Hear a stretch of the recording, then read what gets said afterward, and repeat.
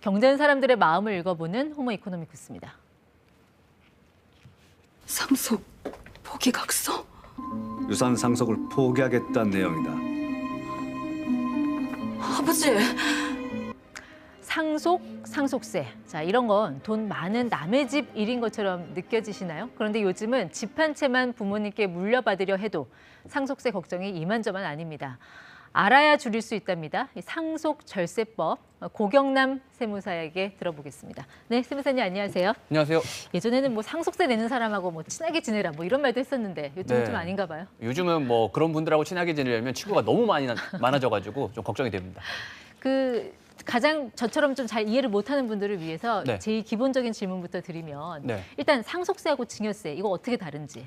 가장 큰 차이점은 재산의 이전 시점이 언제냐 이걸로 볼 수 있는데요. 먼저 이제 증여 같은 경우에는 살아있는 상태에서 재산을 이전시켰을 때 이 증여세가 부과된다라고 보시면 되고, 이 상속은 사망하고 나서 사후에 재산이 이전되면 상속세가 부과될 수 있다라고 보시면 되겠죠. 그럼 증여냐 상속이냐 이거 고민할 때 보통 많이 따지게 되는 게 네. 어느 게 더 공제 혜택을 많이 받을지 이거 아니에요? 그렇죠. 보통은 이제 공제 혜택을 어떻게 더 많이 받을 수 있는지를 따져보는데, 이 증여세를 먼저 보면 많이들 아시는 것처럼 증여재산 공제라는 게 있죠. 네. 그래서 자녀에게 이제 증여를 할 때 미성년자 자녀인 경우에는 10년 동안 2천만 원까지, 성인인 자녀한테는 10년 동안 5천만 원까지, 그리고 배우자에게는 10년 동안 가장 큰 금액인 6억 원까지 증여세 없이 증여를 할 수가 있습니다. 그러면 상속세는요?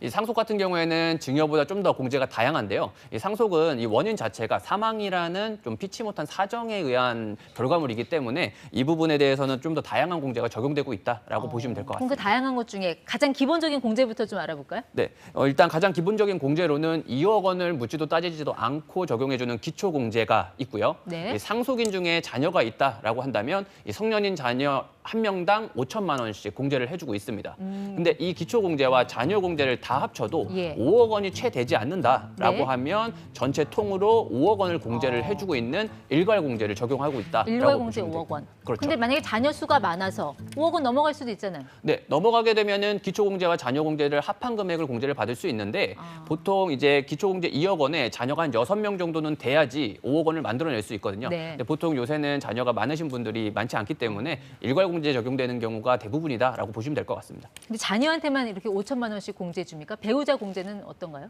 배우자가 있으면 얘기가 조금 달라지는데요. 배우자는 이제 그 사망한 남편이나 또는 아내하고 재산을 공동으로 형성했다라는 부분이 있기 네. 때문에 배우자 공제를 추가적으로 적용을 해주고 있고요. 최소 금액은 5억 원부터 최대 30억 원까지를 공제, 실제 배우자가 받는 금액을 기준으로 해주고 있습니다. 최대 30억? 저 네. 30억을 다 공제받을 수 있다고 저희 가능해요? 최대 30억 원까지 공제를 받을 수 있는데, 실제로 뭐 40억을 받든 50억을 받든 60억을 받든 이제 30억까지만 공제를 받을 수 있다라고 보시면 됩니다. 만약에 이제 자녀 한 명에 이제 배우자 한 명 남았는데 네. 30억. 네. 그 이제 상속을 하게 됐다. 네. 이러면 만약에 어머니가 만약 다 가져갔다. 네. 그러면 정말 그 30억, 배우자 공제 30억 원 최대 한도대로 다 받을 수가 있는 건가요? 이때는 얘기가 조금 달라지는데요. 우리가 그 법정 상속 비율이라는 게 정해져 있어요. 이 상속인들끼리 재산을 좀 협의가 잘 안 되는 경우에는 네. 이 법에서 좀 정해져 있는 비율대로 받아가라 이런 식으로 해서 법정 상속 비율이 있는데, 이게 자녀 같은 경우는 1대1대1 동등하고요. 예. 배우자는 여기에 5할을 가산해서 1.5배 적용이 되고 있습니다. 따라서 이때 자녀와 배우자 한 명이 상속인이라고 한다면 네. 1대 1.5가 되고, 이 법정 상속 비율에 해당하는 금액을 한도로 해서만 공제를 받을 수가 있습니다. 30억 다 해주는 게 아니네요. 네, 예를 들어서 한번 살펴보면요. 이 상속 재산이 30억 원이고 배우자가 실제로 다 30억 원을 가져갔다 했을 때 30억 원을 다 공제받을 수 있는 게 아니라 이 법정 상속 비율인 배우자 1.5 대 자녀 1로 구분을 한 금액 예. 실제 18억 원까지를 한도로 적용을 해서 18억 원만 공제를 받을 수가 네. 있습니다. 자, 이거는 이제 배우자 공제고 네. 배우자 공제로 18억 받으면 나머지 12억에 대해서는 네, 앞에 나머지 12억 원에 적용됐던 대해서는 그 아까 앞에 말씀드렸던 것처럼 일괄공제 5억 원을 적용받을 수 있겠죠. 그렇게 하면은 총 합쳐서 23억? 23억이 되겠죠. 이 되는 거군요. 네. 네. 자, 그러면 이제 재산이 뭐 30억 되는 분들이 뭐 얼마나 되겠습니까? 네. 그 최대가 30억이라 제가 먼저 여쭤본 거고 최소로 받을 수 있는 게 5억이었잖아요. 네. 그러면 일괄 공제 5억, 네.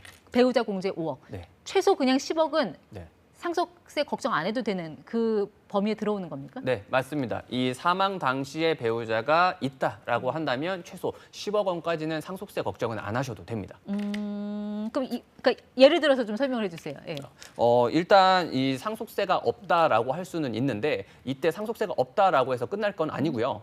그 다음에 재산을 어떻게 나누느냐에 따라서 2차 상속 부분에 대한 부분이 발생할 수가 있기 때문에 조금 더 나누는 배분의 비율을 좀 고려를 하셔야 됩니다. 그러니까 10억까지는 이제 상속세 걱정은 없으나 네. 이걸 어떻게 어머니와 자녀가 나눠가느냐에 네, 따라서 그렇죠. 또 다른 문제가 발생할 수 있다. 네, 예를 들어서 한번 살펴보면요. 이 아버지가 사망 당시에 10억 원의 재산을 가지고 있었는데 이때 자녀가 어머니를 위해서 상속 재산을 다 양보를 해서 어머니가 다 가져갔다라고 네. 하면 어차피 상속세는 발생을 하지 않습니다.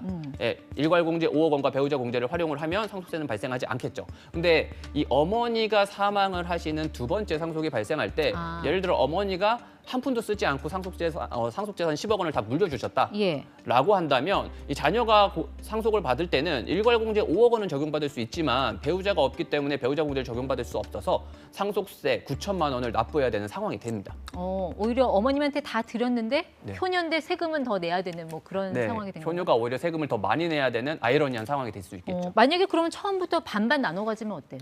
반반 나눠 가진다라고 하면 이제 동일하게 마찬가지로 1차 상속 때는 상속세가 발생하지 않겠죠. 네. 그리고 어머니가 한 푼도 쓰지 않고 그 5억 원을 그대로 사망하면서 상속재산으로 넘어갔다라고 하더라도 이때는 일괄공제 5억 원으로 전부 다 공제를 받을 수 있기 때문에 상속세가 2차 상속 때도 발생하지 않는 케이스가 됩니다. 그럼 결과적으로 그냥 처음부터 반반씩 나눠 갖는 게 절세에는 더 유리하다. 세금 측면에서는 훨씬 유리하다라고 볼 수 있겠죠. 그럼 만약에 이제 자녀한테 10억 원을 다 몰아주면 그때는 어떻게 될까요? 자녀한테 10억 원을 다 몰아준다 하더라도 처음에 상속세가 발생하지는 않습니다. 이 배우자 상속 공제는 배우자가 한 푼도 받아가지 않다 하더라도 살아있기만 한다라고 하면 5억 원의 최소 공제 금액은 적용해주고 있기 네. 때문에 이때도 10억 원까지는 상속세가 발생하지 않습니다. 자, 그럼 조금 정리를 해보면 어머님하고 자녀가 네. 반반씩 나눠 가진 경우, 그리고 자녀가 10억을 다 가져간 경우, 이 두 경우만 상속세가 발생을 하지 않는 거고, 네. 그렇죠? 가장 안 좋은 경우는 그냥 어머니가 다 가져가는 경우 이렇게 봐야 되는 건가요? 아무래도 이제 그렇게 볼 수는 있지만 아무래도 어머님 입장에서는 뭐 노후 자금 등 여유 자금이 필요할 수도 있기 때문에 꼭 세금만 놓고 상속을 고민할 수는 없다라고 볼 수 있습니다. 네. 자, 그 10억까지는 일단 상속세 걱정을 안 해도 된다고 하셨는데 네.